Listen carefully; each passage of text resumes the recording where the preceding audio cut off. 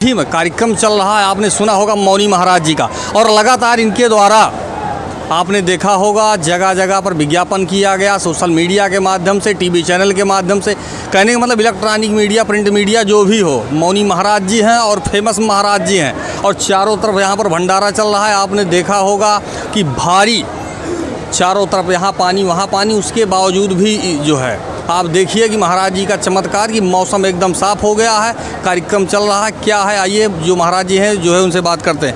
महाराज जी स्वागत है, जो भी कार्यक्रम है उसके बारे में बताएं।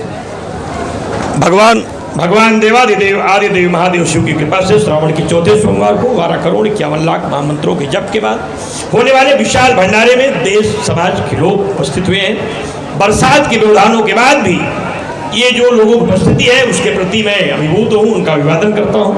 मुझे तो आशा ही नहीं थी महाराज की जो 30-40 टीन की पूड़ी बनी है वो होगी क्या, लेकिन हमें लगता है कि लगातार पूड़ियाँ बन रही हैं। इससे लगता है महाराज की जो प्रयास रहा है कहीं कहीं सुसार्थक होते दिखाई पड़ा है।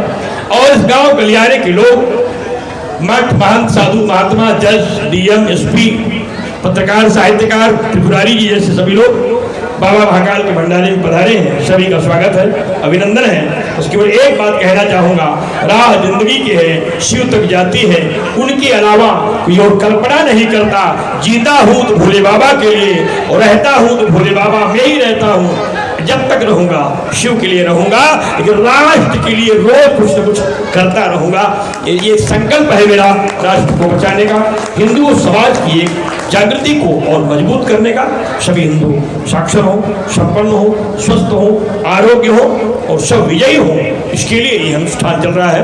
12,51,00,000 महामंत्रों के जप के साथ होने वाली महाआरती की तैयारी है। अब मैं लेट के बाबा की पुनः परिक्रमा करने जा रहा हूँ, क्योंकि भीड़ और भंडारा मुझे बाबा से रोक अलग कर नहीं सकता।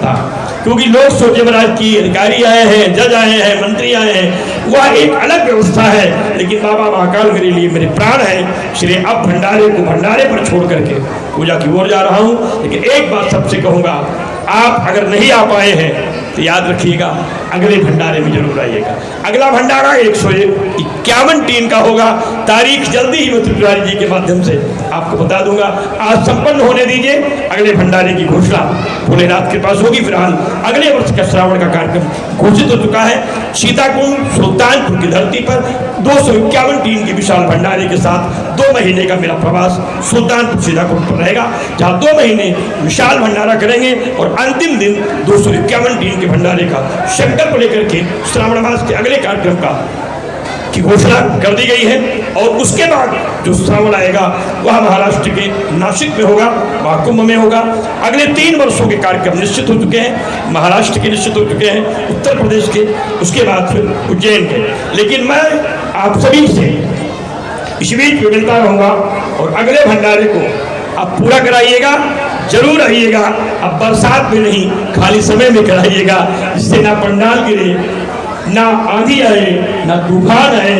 लेकिन आपके आने की आंधी इतनी तेज आए कि तूफान भी उसको देख के डर जाए, तब मुझे लगेगा कि आप आ रहे हैं।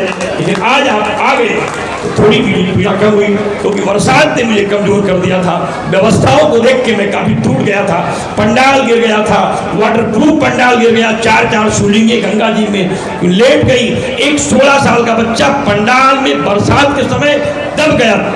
कब तक दबा रहा मुझे पता ही नहीं थी, लेकिन निकला तो उसके बाद एक खरोच नहीं आई थी, लेकिन 4 शिवलिंग भूतनाथ की पानी में तैर रही थी। इससे लगा कि भोलेनाथ ही दौड़ पड़े प्राण बचाने के लिए कि मेरा अनुष्ठान खंडित हो जाएगा। भोलेनाथ स्वयं चल पड़े, शिवलिंग गिर गई, लेकिन बच्चे को कुछ नहीं हुआ।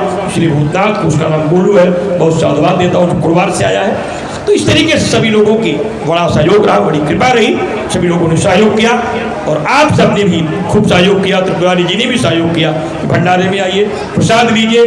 बरसात हो रही है लेकिन जरूर जाइए, तो आपका प्रयास सार्थक रहा, आपका आमंत्रण सार्थक रहा।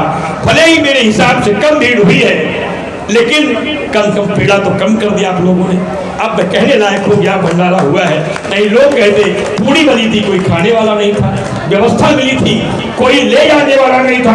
अब तो हमारा की भंडारी परेशान है, अरे भैया बाबा गए पर कम बनाओ, तभी इतनी पूरी लग रही है, ज्यादा बनवाना होगा कितनी पूरी लगती।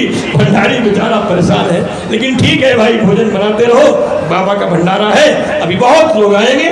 हर हर महादेव। कार्यक्रम में शासन प्रशासन का कैसा सहयोग है? शासन प्रशासन के लोग बिल्कुल कारवाई राइफल AK-47 लिए पहरा दे रहे हैं। SDM साहब, ADM साहब सब लोग आए थे मिलने के लिए। सभी लोगों ने पूरा स्नेह बरता है और हमें तो लगता है महाराज की सत्ता पक्ष विपक्ष सभी दल के नेता, सभी दल के जनप्रतिनिधि हमसे मिल करके गए हैं। हमारे सामने देखिए पूर्व उत्तर प्रदेश सूचना आयुक्त श्री डॉक्टर अमरजीत त्रिपाठी जी बैठे, जज साहब बैठे हैं, उनके सुपुत्र जी हाईकोर्ट के अधिवक्ता हैं डॉक्टर रजनीश त्रिपाठी जी बैठे हैं, जिनका बड़ा योगदान इस भंडारे में रहा है। तो इसे हमें हमारे साथ तो सभी लोग रहे और हमें लगता है कि राजा भी रहे हैं और हम जैसे भिखारी भी रहे, साधु मांगने वाले भी उसमें रहे हैं। तो इसलिए मेरा मन है कि सभी का स्नेह था, सभी का सहयोग था, सभी की सहानुभूति थी, तभी भोलेनाथ ने पानी रोका कि नहीं भाई रुके रहो, इसमें सबका आटा चावल दाल लगा है, इसको बन जाने दो। भोलेनाथ की इच्छा हुई, सबका प्रयास हुआ और भंडारा प्रारंभ हो गया। जय महाकाल, हर हर महादेव। चैनल के माध्यम से जो श्रोता देख रहे हैं क्या बोलना चाहेंगे? बस जल्दी कहेंगे भैया ना प्रसाद पाए हो तो अगली भंडारे की तारीख याद रखिएगा। फिलहाल अभी ये अनुष्ठान चलेगा 9 तारीख तक, तो बचा समय अगर है महाराज तो प्रसाद जरूर ले लीजिएगा, क्योंकि भूतनाथ का भंडारा है। भोलेनाथ के भंडारे में कुछ कम हो नहीं सकता और जब तक आओगे आप यहाँ कोई भूखा रह नहीं सकता। इसलिए आइएगा जरूर, प्रसाद लीजिएगा। जो बचे हो अब से लेकर के 9 तारीख के मत तक चलते रहिए, अनुष्ठान में सम्मिलित हो और सहयोग करें। जय माता। अभी आपने देखा मौनी जी महाराज हैं और ये कार्यक्रम था आपके सामने। फिलहाल मैं त्रिपुरारी पांडे, NDTV लाइव, अमेठी से।